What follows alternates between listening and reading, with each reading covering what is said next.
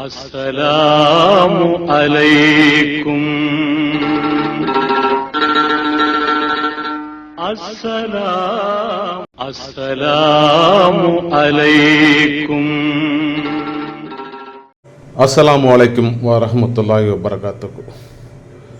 இன்றைக்கி நம்ம இந்த வீடியோவில் இஸ்லாமிய நாட்காட்டியலோட 2வது மாதமான சபர் மாதத்தை பற்றி இப்போ பார்க்குறோம்.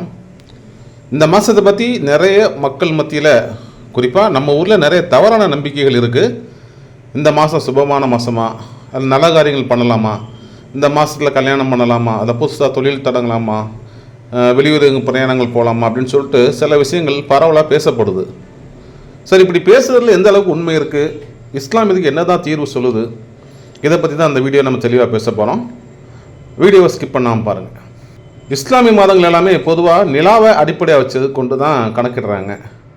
நமக்கு மொஹரம் தான் முதல் மாதம், அதாவது வருடத்தோட இஸ்லாமிய வருடம் ஹிஜ்ரியோட முதல் மாதம் மொஹரம் தான். அடுத்து வருது இந்த சபர் மாதம். இந்த சபர் அப்படின்னா அரபியில் வெற்றிடம் அல்லது காளி அப்படின்னு சொல்லிட்டு அர்த்தம் சொல்கிறாங்க.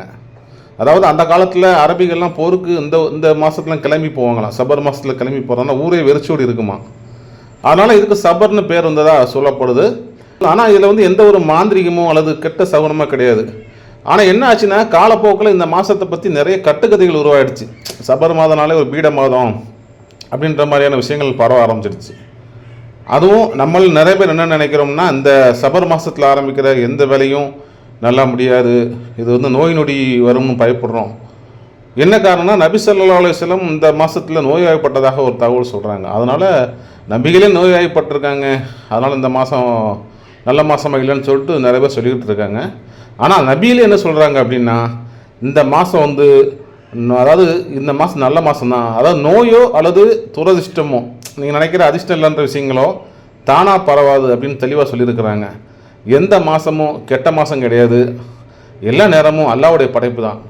சபர் மாதத்தை அதாவது துரதிர்ஷ்டமான மாதம்னு சொல்லிட்டு சொல்கிறதுக்கு எந்த ஒரு ஆதாரமும் கிடையாது. இது முழுக்க மனிதர்களுடைய மூட நம்பிக்கை தான் அப்படின்னு சொல்லிட்டு முஹம்மது நபி ஸல்லல்லாஹு அலைஹி வஸல்லம் நமக்கு தெளிவுபடுத்தியிருக்கிறாங்க. சபர் மாதம் அப்படிங்கிறது நல்ல மாதம் தான் அப்படின்றத நம்ம முஹம்மது நபி அவர்களே, அதாவது நம்மளோட தலைவரே ஏற்கனவே சொல்லியிருக்கிறாங்க. அதே விஷயமே அல்லாஹ்வுடைய திருக்குறான் நிறைய விஷயங்கள் நடந்துட்டு இருக்கு. அதாவது நிறைய குரான் வசனங்கள் சொல்லப்பட்டிருக்கு. நம்மள நிறைய பேர் என்ன நினைக்கிறோன்னா, இந்த மாதத்தில் ஆரம்பிக்கிற எந்த வேலையும் நல்ல முடியலை அப்படின்னு சொல்லிட்டு இருக்கிறோம். ஆனால் அப்படிலாம் கிடையாது.